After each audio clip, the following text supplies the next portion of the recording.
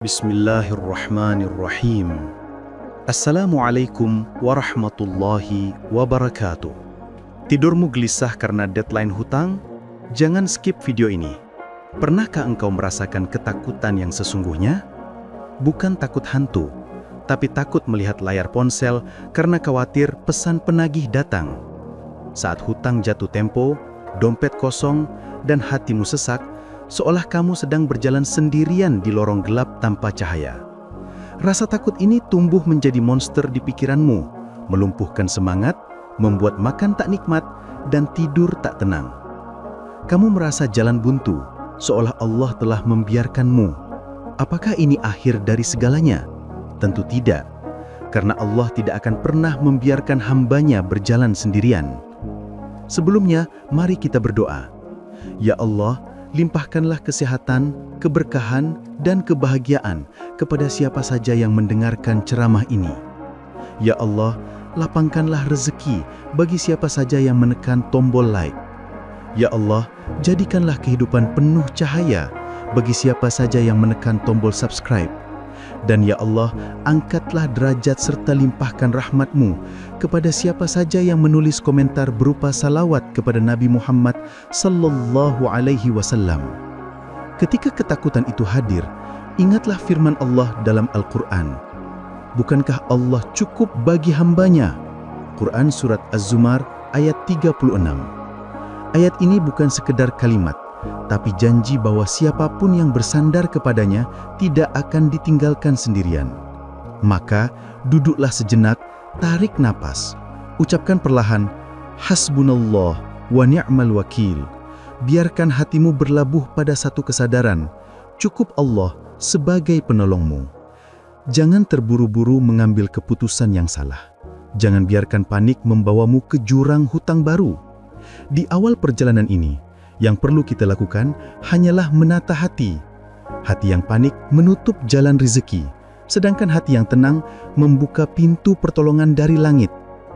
Ketika engkau merasa semua pintu tertutup, jangan buru-buru mengetuk pintu manusia. Ada satu pintu yang selalu terbuka, pintu Allah. Saat malam sunyi, ketika dunia terlelap, bangunlah engkau untuk mengadu padanya.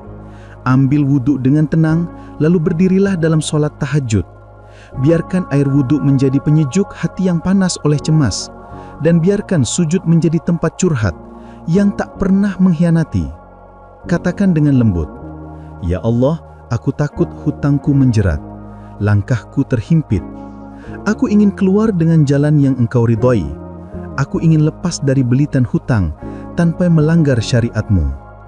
Sujud yang panjang, doa yang tulus, dan air mata yang jujur seringkali menjadi pembuka jalan keluar yang tak terduga.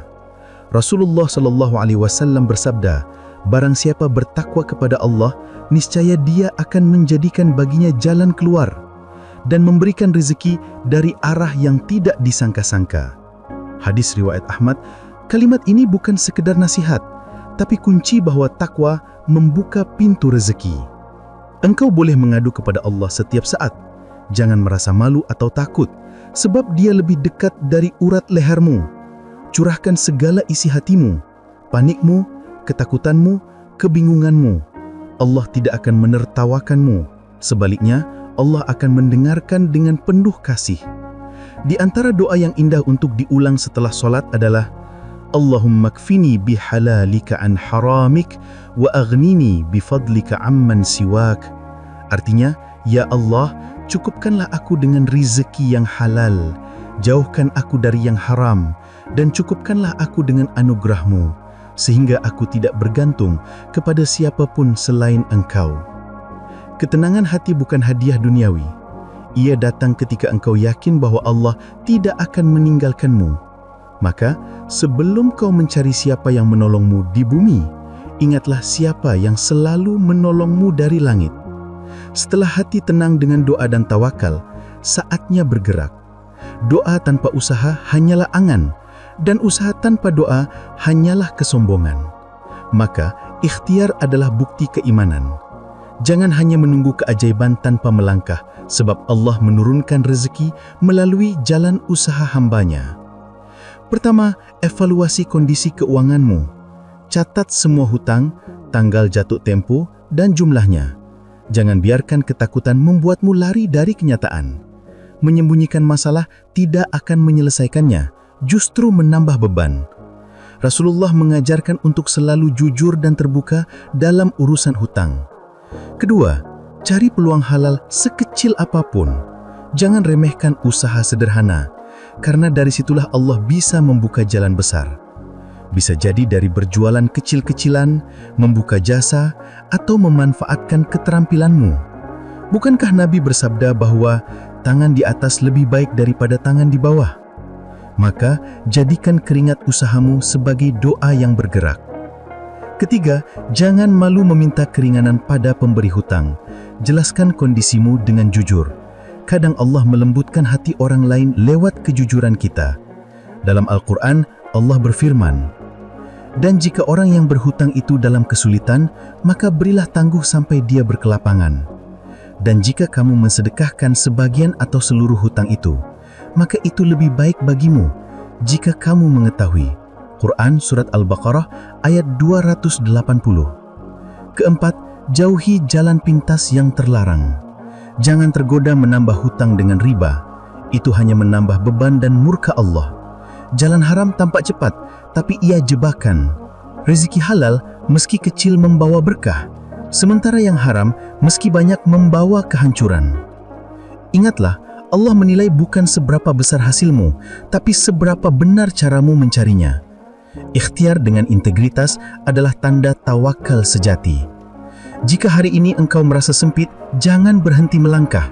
Boleh jadi, langkah kecilmu hari ini adalah pintu besar yang Allah bukakan esok. Setiap masalah punya kunci doa masing-masing, termasuk hutang. Rasulullah SAW mengajarkan doa khusus untuk memohon pertolongan dalam melunasi hutang. Diriwayatkan oleh Abu Daud. Allahumma inni a'udzubika minal hammi wal hazani wal ajzi wal kasali wal bukhli wal jubni wa dhala'id daini wa ghalabatir rijali. Artinya, ya Allah, aku berlindung kepadamu dari rasa gelisah dan sedih, dari kelemahan dan kemalasan, dari sifat kikir dan pengecut, dari lilitan hutang dan penindasan manusia. Doa ini bukan hanya meminta solusi hutang, tapi juga perlindungan dari sifat-sifat yang membuat hutang makin menjerat. Artinya, doa adalah penguat jiwa, bukan sekedar permintaan materi. Selain itu ada doa singkat namun penuh makna. Allahumma kfini bihalalika an haramik, atau Allahumma kfini bihalalika an haramika. Dengan doa ini engkau meminta kecukupan dari Allah agar tidak bergantung kepada selain engkau. Ucapkan doa-doa ini dengan penuh keyakinan. Jangan hanya lantunan lisan, tapi dari hati yang yakin bahwa Allah mampu melunaskan seluruh hutang dalam sekejap jika Dia berkehendak. Bukankah Allah yang menguasai langit dan bumi? Maka hutang sebesar apapun bukanlah apa-apa baginya. Namun ingat, doa adalah senjata yang harus disertai kesabaran. Kadang Allah tidak langsung memberi karena Dia ingin melihat seberapa kuat keyakinanmu. Kadang Dia menunda karena sedang menyiapkan jalan yang lebih indah. Kadang Dia tidak memberi sesuai permintaanmu, tapi mengganti dengan sesuatu yang jauh lebih baik. Jadikan doa ini rutinitas, setelah sholat wajib, di sepertiga malam, atau setiap kali gelisah datang. Jangan biarkan lidahmu kering dari zikir dan doa. Setiap kali engkau berdoa, sesungguhnya engkau sedang mengetuk pintu langit, dan pintu itu tidak pernah tertutup bagi hamba yang sungguh-sungguh. Setiap ujian, termasuk hutang, tidak Allah turunkan tanpa batas waktu. Allah berfirman, sesungguhnya bersama kesulitan itu ada kemudahan. Ini bukan penghibur semata, tapi janji bahwa kesulitan dan kemudahan berjalan beriringan. Jika kini engkau di puncak kesulitan, itu tanda kemudahan sudah dekat. Syaratnya sabar dan tawakal. Sabar bukan berarti pasrah tanpa usaha, tapi tetap teguh meski berat. Tawakal bukan berarti berhenti bergerak, tapi menyerahkan hasil akhir kepada Allah setelah berusaha sebaik mungkin. Banyak kisah nyata orang dililit hutang besar, tapi akhirnya Allah beri jalan keluar. Ada yang tiba-tiba dapat peluang usaha, ada yang tiba-tiba diberi rezeki lewat orang lain. Bahkan ada yang hutangnya dilunasi tanpa diminta. Itu bukti bahwa pertolongan Allah nyata bagi yang yakin. Yang perlu dijaga, Jangan putus asa. Putus asa hanyalah bisikan setan agar kau berhenti berdoa dan berusaha. Padahal semakin berat beban, semakin dekat pertolongan. Rasulullah SAW bersabda, "Ketahuilah, kemenangan itu bersama kesabaran, jalan keluar itu bersama kesulitan, dan bersama kesulitan itu ada kemudahan." Hadis riwayat Ahmad. Kuatkan hatimu.